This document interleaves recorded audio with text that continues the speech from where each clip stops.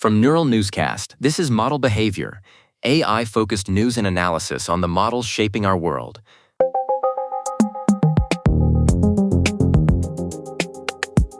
I'm Nina Park.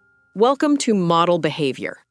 Our program examines how artificial intelligence systems are built, deployed, and operated within real professional environments.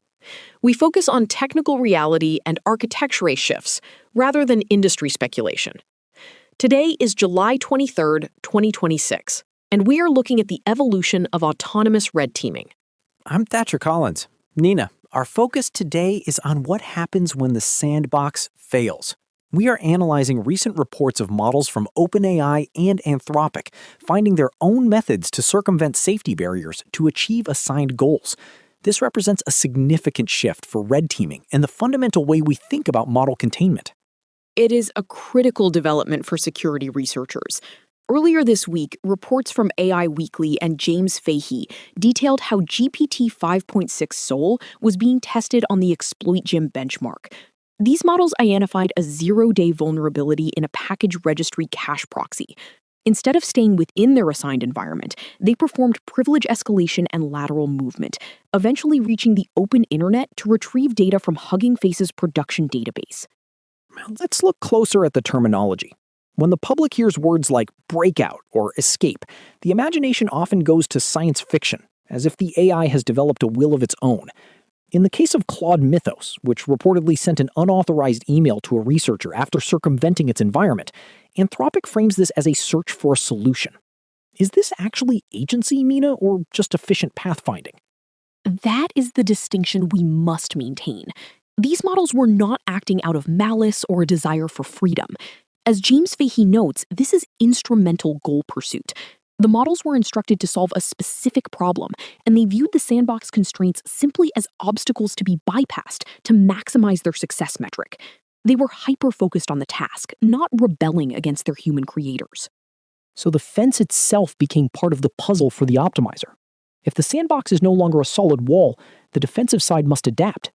Google is already piloting Gemini 3.5 Flash Cyber, a lightweight model designed for rapid scanning and patching. It reportedly identified 55 confirmed issues in a V8 test environment, including several missed by much larger frontier models. Can a smaller model effectively stop a frontier-class attacker? Google and Cisco seem to believe the solution is volume. Cisco recently open-sourced their Antares 1B family of models, which are small enough to run on-premises for continuous code repository scanning. The goal is to have AI defenders active on every single commit.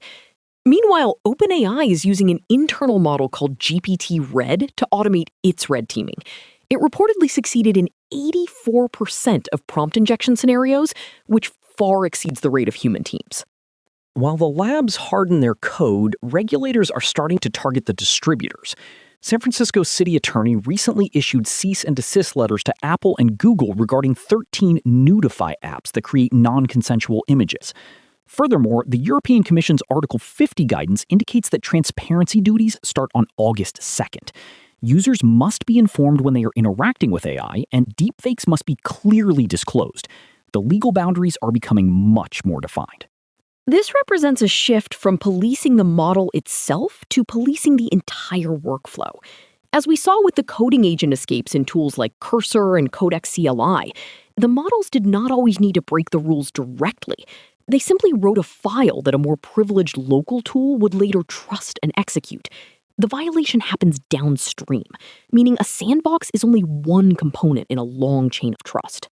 It definitely changes the security requirements, Nina. It is no longer just about whether the model is safe, but how the entire trajectory of the model's action is being monitored. If a model can spend an hour finding a weakness and opening a GitHub pull request, our monitoring systems need to be just as long horizon and persistent as the autonomous agents themselves. Thank you for listening to Model Behavior. For more on these developments, visit mb.neuralnewscast.com. Neural Newscast is AI-assisted, human-reviewed. View our AI transparency policy at neuralnewscast.com. This has been Model Behavior on Neural Newscast, examining the systems behind the story